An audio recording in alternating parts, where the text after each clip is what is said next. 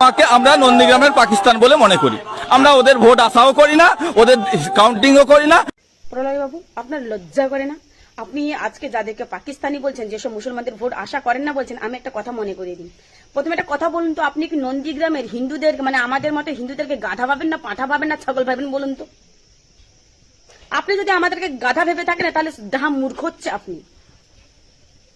আজকে আপনি যাদেরকে বলছেন পাকিস্তানি, একটা কথা মনে করুন, আজকে এই যে আপনি যে প্রলয় পাল নামে পরিচিত, এক সময় এই মুসলমানদের জন্য আপনি ইফতার করেছেন, এই মুসলমানদের ভোট পাওয়ার জন্য আপনি নামাজ পড়েছেন, এই মুসলমানদের ভোট নিয়ে আপনি ভোটে জিতে নিজেকে আজকে প্রলয় পাল নামে পরিচিত করেছেন। আর শুভেন্দু অধিকারী আজকে নিজেকে বিরোধী দলনেতা মনে করে কাদের জন্য জানেন তো? ঠিক এই মুসলমান ভাই বোনেদের জন্য। আজকে বলছেন আমি মহা বড় হিন্দু।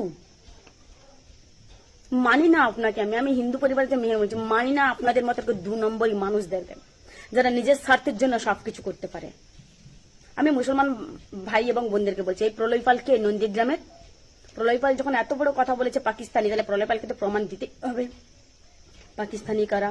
আর প্রমাণ যদি না দেন